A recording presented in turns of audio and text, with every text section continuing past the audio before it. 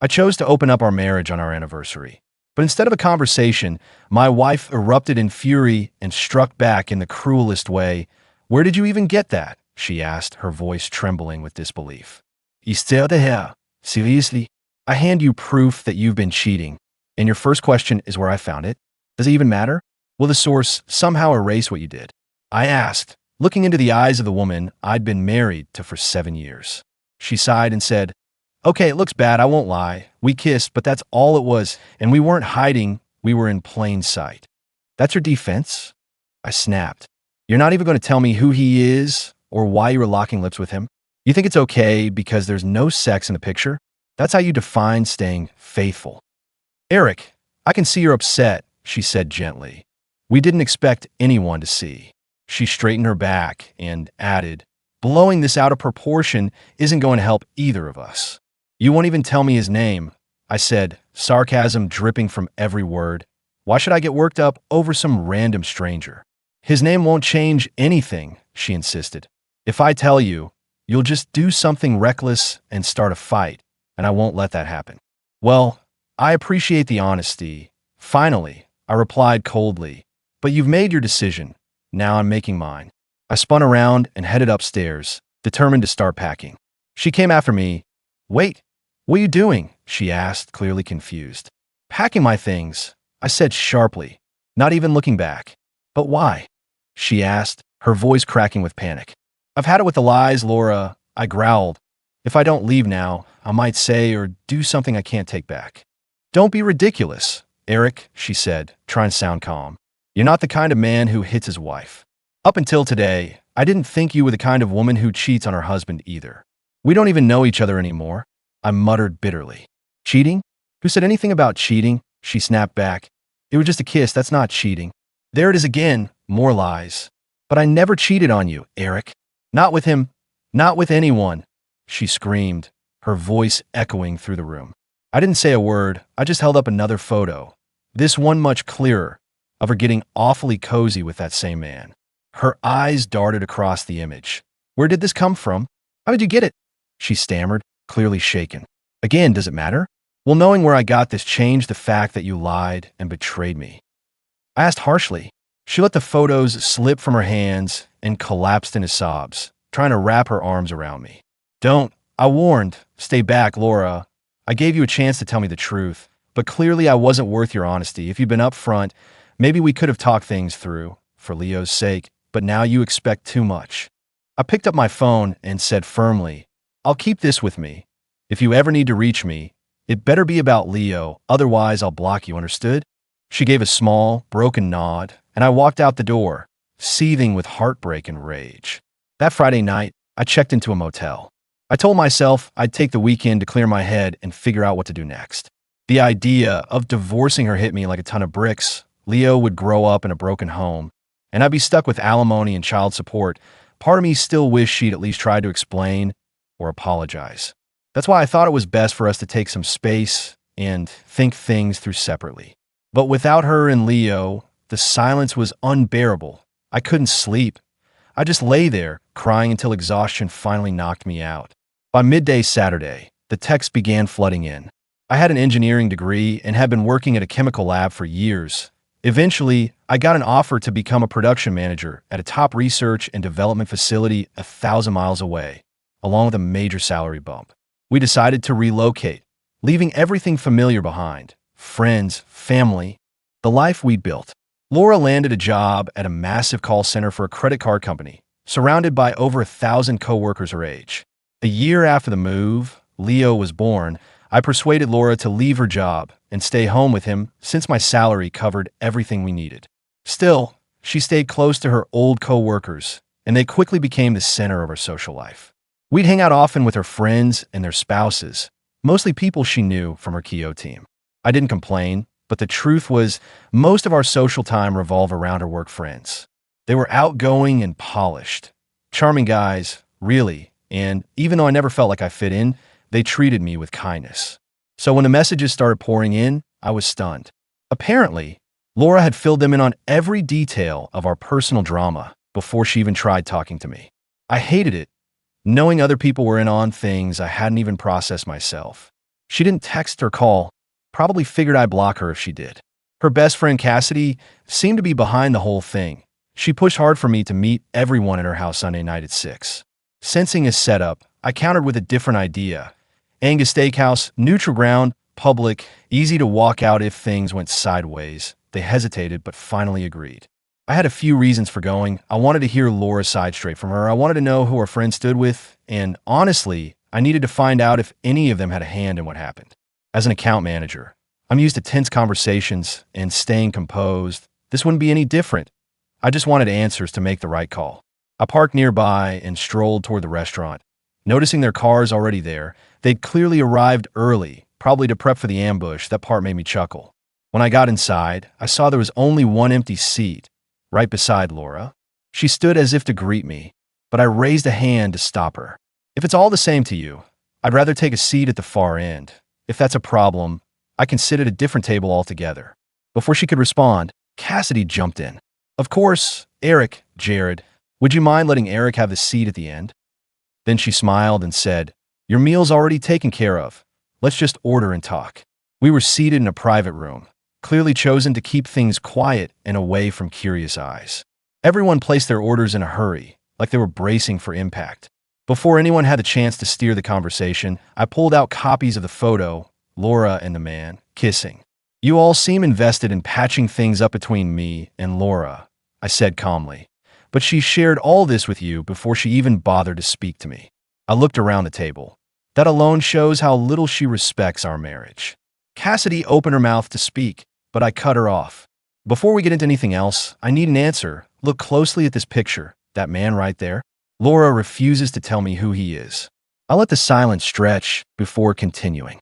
I'm willing to talk. If someone can give me the truth, at least one of you must know him. But if no one here can be honest, then there's nothing left to discuss. The room stayed dead silent. Even Cassidy, who usually had something to say, didn't dare open her mouth. No one stepped forward to claim they knew the guy or offered up his name. That told me everything I needed to know. I stood up, thanked them for their time, and hoped someone there was hungry enough to eat my untouched steak. My own appetite had vanished. It was clear that no one at that table had the slightest interest in helping us mend what was broken. I apologized, even though I wasn't the one who should have. Then I walked out.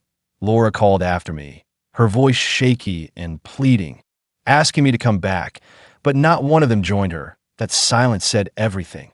These people weren't my friends, they were hers. The moment had left them all stunned. Laura, Cassidy, the rest. They'd expected some kind of calm, rational conversation. Instead, I hit them with a demand they weren't ready for. They had no plan for how to handle it. I didn't mention it at the restaurant, but I had no intention of going back to that motel. On my way home, I stopped at a fast food joint to grab something quick. When I got back, I thanked the babysitter Laura had hired earlier that day. She seemed surprised to see me, but I kept it brief. After eating, I grabbed my clothes and personal things and moved into the spare bedroom. Over the weekend, I'd picked up matching locks for that room and the hall bathroom. Same keys for both. It wasn't about safety, I just didn't want any more accidental run-ins with Laura. Once I got settled, I spent time with Leo. We played for a bit. I bathed him and then tucked him in for the night. Laura came home sometime around 10:15. She actually seemed relieved to see me and found me in Leo's room. I was sitting there quietly, watching him sleep, tears streaming down my face. She stepped in, and I gently waved her off. I didn't want anything disturbing that boy's peace. After closing the door behind her, she reached for a hug, but I stopped her short. I told her I was glad to be home. She offered to cook something, said we needed to talk. I told her I'd already eaten, but thanks. Then I asked, almost casually, if she'd been out with her lover again. She shook her head. No, she said she'd gone to the steakhouse. The others had helped her figure out what to say to get things back on track. She said she had a lot she wanted to explain. I told her I'd listen. On one condition, I wanted the name of the man she betrayed me with. Without that, there was nothing left to talk about. She dropped her eyes and said she just couldn't. I told her I wished she'd show half as much loyalty to her husband as she did to that man. Until she was ready to give up his name, I'd be staying in the spare room. I warned her not to touch me. Who knows what she might have picked up? But none of this would affect how I cared for our son. I made it clear. If she was ready to fix this, her first words better be the name of the man she'd risked everything for. If she wasn't willing to let him go, then she could go ahead and lose me too. She didn't argue, just walked away in tears. A whole week passed like that. We only spoke to Leo, never to each other. Then Monday night rolled around. I came home expecting more silence. Instead, I got a surprise. Everything looked normal until I walked into the kitchen. A group of Laura's friends was waiting for me, smiling like they just run into an old buddy. They were clearly trying not to say anything that might set me off, but their energy was tense, like they were walking across thin ice. First thing I asked was, "Where's Leo?" I didn't want any adult drama happening near him. Laura quickly explained she'd taken him to the babysitter's. He was spending the night there. That caught me off guard. Clearly, this had been arranged ahead of time. Without me knowing, I didn't even see their cars outside. "We all parked a block away," Cassidy said. "We didn't want to risk you spotting us and avoiding the house." "So they've been planning this ambush." "All right," I said. "You caught me off guard. What's going on?" "Something I should know?" "Yes, sweetheart," Laura said, trying to ease into it. "Let's go to the living room and talk. I'm ready to answer your questions now." "Sure," I said, "but I need to hit the restroom first. Be right there." Inside the bathroom, I pulled out my phone, hit record, and slipped it into my shirt pocket.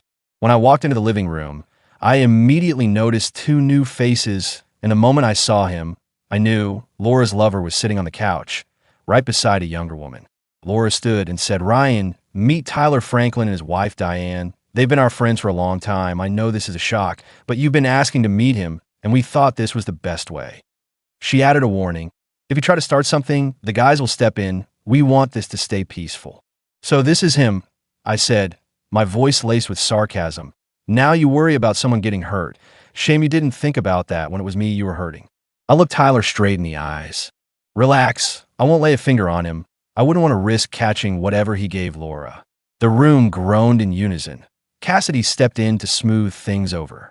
"Eric, we get it. You're angry. But we're doing what you asked. You wanted his name.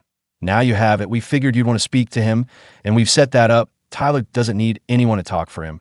He can speak for himself." Tyler stood and held out a hand. "We got off on the wrong foot. I hope we can at least be civil. I'll treat you with respect, and I hope you'll do the same. May I call you Eric?" I didn't shake his hand. I didn't even move. "Considering we've just met, Mr. Franklin, I think it's best you call me Mr. Wilson. I don't see any reason to pretend we're friends." "And second," I continued, "you say you'll be respectful now, but your actions say otherwise. I'm not going to overlook that and pretend we're good." "Fair enough, Mr. Wilson," he said. "I meant for today's conversation, not to excuse what's already happened. I'd like to explain what happened between me and the woman you married." "Don't call her my wife," I said flatly. "That title might not last much longer. I'm thinking about divorce. You probably already knew that." "How should I refer to her, then?" he asked carefully. "Call her the woman I married. That'll do." "Understood," he nodded. "Very well, Mr. Wilson. I want to share my side of the story. I hope you'll hear me out." "I'm listening, Mr. Franklin, go on." He took a breath, then began. "Look around this room, Mr. Wilson. Everyone here is attractive, including you and the woman you married. Do you think it's just chance that your circle of friends looks like this? This group didn't just happen. We were drawn to each other, like birds of a feather. As the friendships within the group deepened, so did the intimacy. Everyone there seemed wrapped in their own version of happiness, anchored by supposedly unshakable relationships. Their whole philosophy revolved around having absolute trust in their partners. This idea that such deep confidence made their bonds unbreakable. "We all feel the same about you and the woman you married," Tyler said, looking proud. "Take my wife, Gail. She's as loyal and loving as any woman here. We've built something real, and we're committed to it for life." Then his tone shifted, more pointed, "And no man here, including you, is going to take her away from me. That kind of confidence is what lets us open up and share, because it helps us all grow. Monogamy, frankly, is outdated." He leaned back like he just delivered profound truth. Real love is trust, it's connection, it's understanding, and yet it's sharing. I just nodded, slowly. "That's lovely for you and your wife, Mr. Franklin, and I'm glad the rest of the group feels the same, but none of that has anything to do with me, or the vows I made to the woman I married." "Mr. Wilson, don't you see?" he said, trying to sound gentle now. "This kind of openness, it builds a stronger foundation, security, mutual growth. It's transformative." He opened his arms in that dramatic way, as if he were presenting some kind of gift. "Imagine what that could do for your marriage." I leaned forward just slightly. If what you're saying is true, Mr. Franklin, then you just labeled every woman in this room, including my wife, a strumpet, and I'm stunned that you managed to bend her values so easily. He raised his eyebrows, offended now. A gentleman doesn't interfere in another man's marriage, I added coldly. But you did. I see what you're doing, he replied. But this isn't a one-way street. You're not being left out. You're being invited, welcomed. Actually, you could be with any woman here if that's what you wanted. He was calm, but clearly believed every word he was saying. When you joined us, it was only a matter of time before you'd be asked to participate more fully. If you hadn't reacted the way you did, she might have had a chance to explain everything to you herself. Instead, she panicked, pulled away, but I promise you, Eric, once you see the bigger picture, you'll understand why this works. We just need to find a way to make you more comfortable with it. I gave a slow nod, pretending to take his words in. Then I turned to face Laura, locking eyes with her. Is this true? You talked to them about this? And you went ahead and tested the waters with Mr. Franklin without ever bringing it up with me? She hesitated, then gave a nervous nod. I heard stories, Eric, how these experiences help couples, how they make relationships stronger. I thought maybe it could help us too. My feelings for you haven't changed. She tried to smile, as if that would soften it. I wanted to show you what I'd learned. I thought it might convince you this could be good for us. And what exactly did you learn, Laura? I asked, my voice steady but sharp. That sleeping with him one time suddenly made you some kind of expert lover? This wasn't the first time, was it? She dropped her gaze, unable to face me. Tyler cut in again, sounding far too cheerful. You don't get it, Mr. Wilson. We've helped her grow. This group, we've opened her eyes to what's possible, and you'll benefit from that too. I turned toward him. So what? Now you're some kind of Casanova. He didn't even flinch. Mr. Wilson, I'm experienced. I'm attentive. I help women and couples rediscover passion. She's learning, and she'll bring that knowledge back to you. You'll both gain something from this. He talked like he was doing me a favor. Every relationship falls into routine eventually. This breaks that cycle. I turned to Laura again, trying to keep the storm inside me from spilling over. When have I ever resisted trying something new? If you wanted to change things, if you wanted something different, why not just talk to me instead of jumping into bed with him? She looked upset but held her ground. Please don't take this the wrong way. You're kind. Eric, you're gentle. That's what I love about you. But sometimes I want something more assertive. Tyler showed me that, but he never tried to take your place. I stayed calm on the outside, but deep down, something in me broke. I knew then our relationship couldn't be salvaged, but I wasn't done. Not yet. I needed more information, more clarity, more proof. I needed leverage. Thanks, Eric, Tyler said with a grin. So what do you think now? Do you see us a little differently? Are you and Laura ready to join the group officially? I guarantee you, your marriage will come out stronger. I forced a smile. I need some time. Laura and I have a lot to talk about, privately. Once we've had that, we'll let you know. Tyler didn't like that. I could see it in his eyes. He wanted a clear yes. Sure, he said reluctantly. Take all the time you need. And then suddenly, 3 large men stepped up and grabbed me. Right there in my own living room. I was completely caught off guard, but not afraid, just surprised. Laura walked over without a word, reached into my pocket, and took my phone. She began tapping, deleting videos. Eric, it's not personal, but until we know you're really one of us, we have to protect the group. You were recording tonight. That's not okay. She looked back at Tyler. It's done. There's no record of tonight. She tucked the phone into her pocket, calm and sure she had made her choice. I gave Tyler the expression he was hoping to see. Defeated, humiliated, resigned. Don't look so down, Eric, he said, patting my back like we were old friends. Honestly, I was hoping you were just filming so you could figure out who to try first in the group, but still, we can't risk it. They all filed out after that, quiet, controlled, certain. I grabbed my keys and headed for the garage. Where are you going? Laura asked. To pick up Leo, if that's all right. I was kind of hoping we could reconnect tonight. I miss my son, I said simply. I'll be back later. I drove straight to Angus Steakhouse. I hadn't eaten a thing since lunch, and now I was starving. The food was perfect, juicy steak, rich flavors. And as I ate, I thought through every detail of what had just happened, every look, every word, every angle, hoping my next move would land the way I needed it to. Mrs. Stevenson thanked me warmly for the tip. I made a mental note. I might need her help again soon. Leo lit up when he saw me, and the sound of his laughter on the way home was the only thing that felt real anymore. I bathed him, fed him, tucked him into bed. Laura mentioned she was making something light to eat. I told her I'd already had dinner and she should look after herself. That stung. She didn't say much after that. Probably didn't want to make a scene with Leo around. We both had work in the morning. I got ready for bed, knowing she wouldn't let the night end without talking. She sat down beside me. "What's going on, Eric? You seemed open to Tyler's ideas earlier. Then you completely shut me out. What changed?"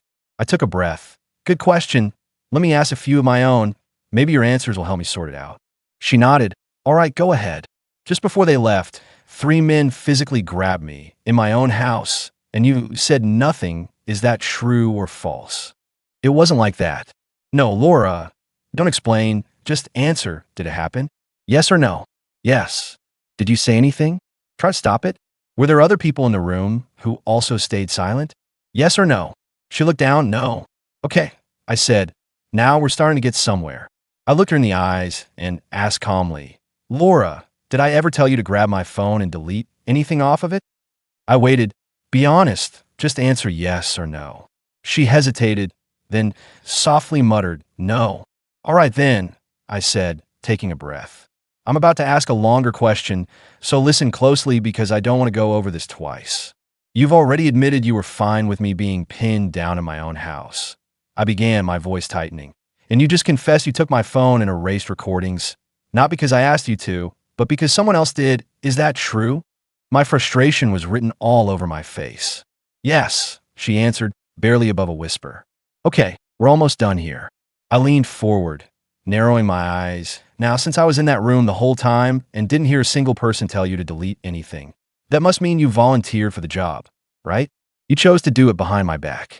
Laura looked down at the floor. "Yeah, that's true." Her voice was shaky when she added, "I didn't see it that way before, but the way you're saying it, it sounds like I betrayed you." "It was a betrayal, Laura, clear as day." "And now," I continued, my tone firm, "maybe you understand why I cut you off like dead weight. You stood with them. Not with me. You proved that today." I shook my head and stepped away. I'm going to bed alone because I don't want to be anywhere near someone who could so casually stab me in the back. Laura broke down in tears as I walked down the hallway. I locked the bedroom door behind me. Around 4 in the morning, I heard her fumbling with the doorknob, trying to open it, but the lock held. I didn't say a word. On Tuesday morning, I walked into the office and approached the vice president. "Dan," I said, keeping my voice even, "do you happen to know a solid divorce attorney? Someone who'll fight tooth and nail for the husband." His eyes widened. "Please tell me this isn't about you, Eric," he said, concerned. "Yeah, it is," I admitted, doing my best to stay composed. "I figured you might have a name in mind." Dan nodded slowly. "I know someone, Ted Russ. He works with our legal team. He'll know who to call." "Thanks, Dan. I appreciate that," I said, already feeling a small wave of relief. "And don't worry," Dan added, "this stays between us." "You don't know how much that means to me," I replied, genuinely thankful. Following Ted's recommendation, I called a law office later that morning and booked a 2:30 appointment. The attorney's name turned out to be Beatrice Thorne, tough, focused, and sharp. She told me up front that most of her clients were women, about 70%, but she didn't take cases unless she believed in them. I laid everything out, and she agreed to represent me. Beatrice warned me that I'd be responsible for child support until Leo turned 18, including college expenses. I told her I had no problem supporting my son, and I hoped for a 50-50 custody arrangement.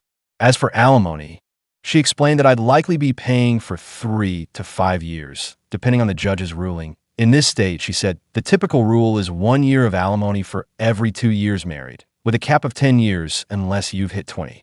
I nodded, taking it in. The idea of funding Laura's freedom while she partied with that clown made my stomach turn, but I knew it came with the territory. We'd been renting our current place for 4 years, planning to build a dream home someday. I'd even made sketches, so many dreams put on paper, all of them meaningless now. The one bit of consolation? The house wasn't going to be sold or contested. Leo was still young and didn't have deep ties to this place. If Laura kept the lease, fine by me. But I knew one thing for sure. I could never sleep in that master bedroom again. Not after what I discovered. I had no clue how long she'd been sleeping with that idiot before I caught them.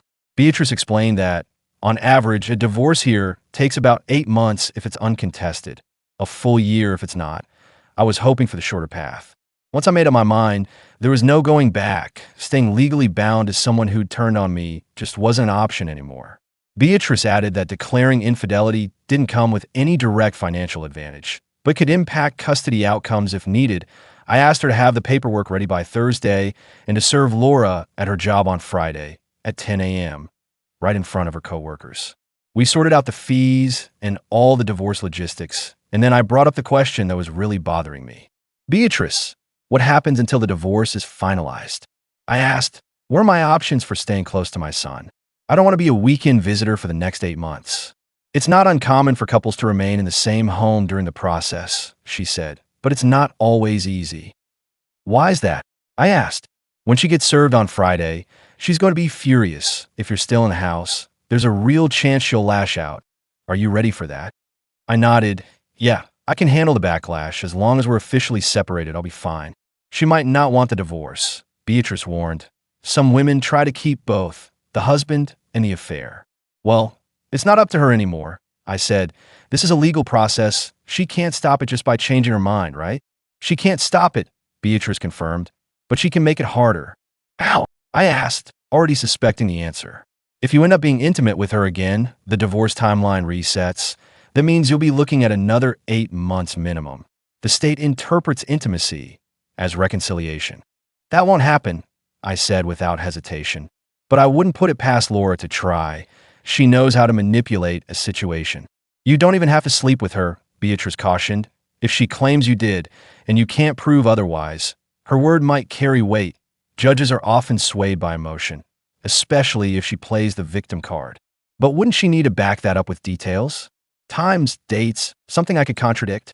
Yes, she need to provide specifics, Beatrice nodded. But at that point, it's just your word against hers. And if she tears up in court and puts on a show, it might not go your way. I get it, I said. I'll stay strong. She won't get that chance. You'd better not let your guard down. I've seen too many cases go sideways for that exact reason. You've been amazing, Beatrice. Thank you, I said, feeling more prepared than I had in days. Later that night, I got a taste of what it would be like living with her under the same roof. Laura usually got home before I did, and I wasn't surprised to hear the sounds of cooking when I walked in. I avoided the kitchen completely, headed straight upstairs, and took a quick shower in the hallway bathroom to avoid running into her in the master. I'd already started bringing my clothes with me, trying to practice the new normal, living as a stranger in my own home.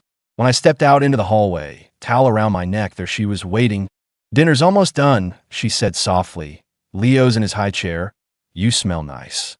I told her I'd be right down and unlocked the door to my spare room. The tension between us was thick, hanging in the air, but for once she didn't throw a sarcastic jab my way. At the table, just as we started eating, she spoke up, said she wanted to explain what happened with the phone last night. I nodded and told her to go ahead, keeping my tone even.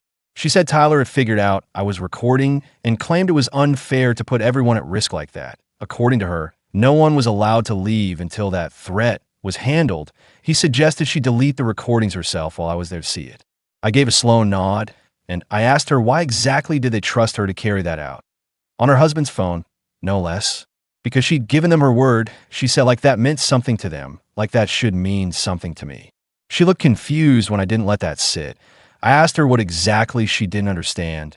Didn't she make me a promise once too? On our wedding day? A vow to be faithful? She didn't answer that, just stared down at her plate. That silence said more than any apology. She tried to soften it again, said she didn't want me thinking she'd taken their side, claimed that wasn't the case. But I had to ask, really ask, if someone had tried to manhandle her in our own house, did she think I would have stood by and done nothing? She told me I wouldn't have had a choice, that they could have taken me down easily. Maybe she was right. But that wouldn't have stopped me from fighting for her. I would have fought tooth and nail because she was my wife, because I was supposed to be on her side. Last night, though, she wasn't on mine. She stood with them. She said she was sorry I didn't understand, that she'd explained everything she could about the phone, didn't know what else to say. I told her there wasn't anything left to say anyway, tried to keep my voice light, even cracked a joke, but the truth was already out there. Then she changed gears, asked how I'd even found those photos, said she really wanted to know. I played it off, told her maybe not everyone around her was as loyal to her cause as she thought. Maybe a coworker sent them. How would that make her feel? She leaned in, pressing me. Was it a man or a woman? Who was it? I smiled and told her I couldn't say. She pushed back, wanted to know why. Because I'd given my word, I told her, same way she claimed she had. She realized she wasn't getting any answers and shifted tactics again. Asked if I enjoyed watching. No, what I saw looked like a pack of animals. Not anything close to intimacy or love. She tried to spin it. Said it wasn't supposed to be emotional, that the whole thing was meant to strengthen our marriage. I asked her how well that was working out, told her from where I was standing, our marriage was barely holding together. She said, sarcastically, that she felt closer to me already, then told me not to be like that, said I didn't get it. I asked her if our life had really become so dull that the only way we could survive was by dragging strangers into our bedroom. Was that where we were? She said it wasn't about survival, said it was about more than that, that we should take risks, go further, said pushing boundaries could bring us closer. I told her the only thing it had done was crush the trust between us. Her little experiments were tearing us apart, not pulling us together. Maybe her new friends didn't care about fidelity, but I did. I told her I didn't trust her anymore, that she'd proven she could go behind my back and do whatever she wanted.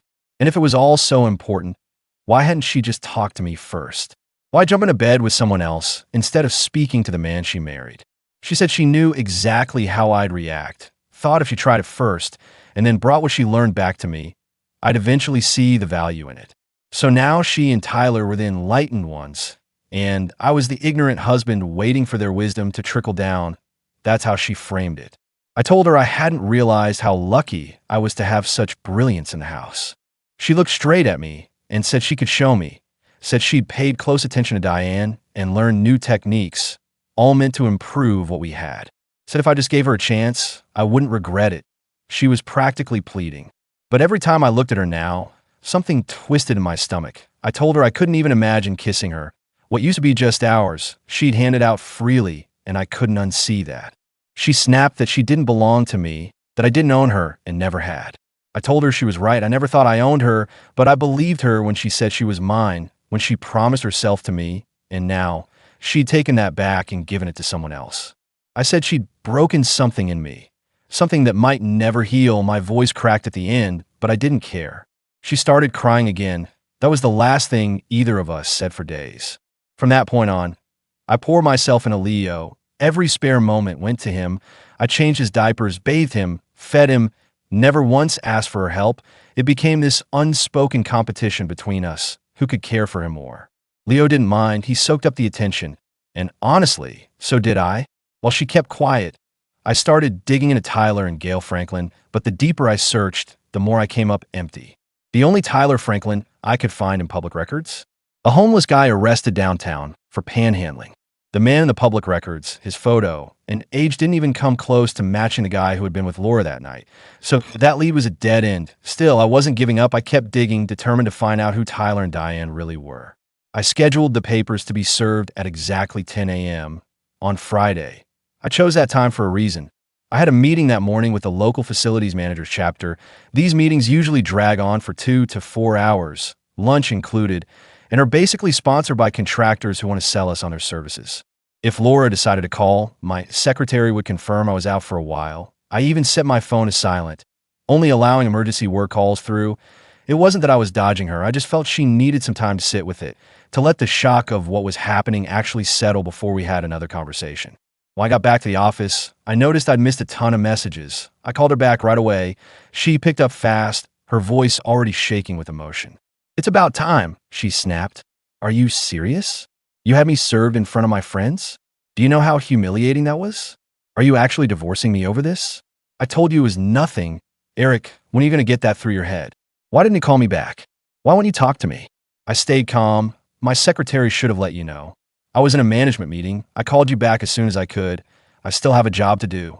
She didn't respond right away, just sniffled. I continued. "And I've never refused to talk to you, Laura. You've been avoiding me for 2 days, she said, hurt clear in her voice. "I'm talking to you now, aren't I? Let's finish this after work. We'll have more time, and I can give you my full attention."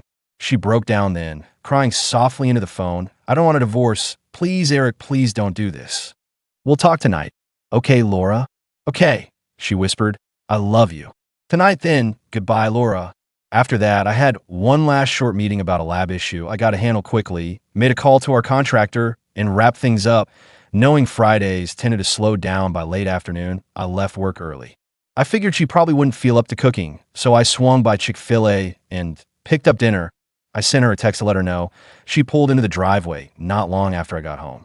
I walked over and lifted Leo from his car seat, holding him close as I carried him inside. She followed behind me and wrapped her arms around me in a quick, desperate hug while I still held him. Inside, I settled Leo into his high chair and helped feed him. That kid could make a mess like it was his job. And lately he thought it was hilarious to throw food just to watch it splatter. Still, I didn't mind. She thanked me quietly for the food.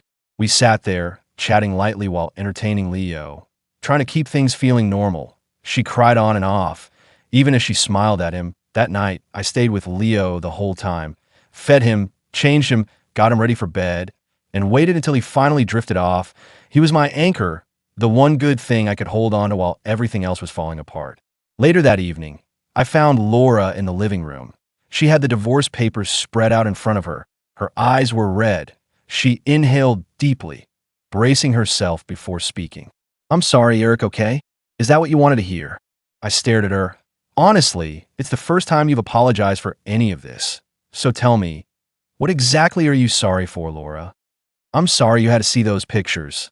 I can only imagine how uncomfortable that was for you. So you're not sorry for cheating. You're just sorry I found out. Got it." "Don't say that," she shot back, her voice rising a bit. "Tyler said once you saw the benefits of our group, you'd understand. You'd even have the freedom to be with other women, like I've been with other men." Of course, that's what he told her. "So let me get this straight. You and Tyler made a huge decision about infidelity and just skipped over involving me. And now you expect me to believe he knows what's best for our marriage? You trust his voice over mine?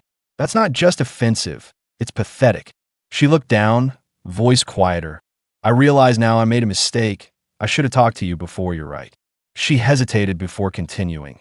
"Tyler said if I had approached you the right way, this all would have gone smoother. He was convinced you'd come around eventually, but now, I don't know anymore." Then she looked up at me, her eyes pleading, "Eric, please, let's call off the divorce. We can fix this. Let's just go back to normal."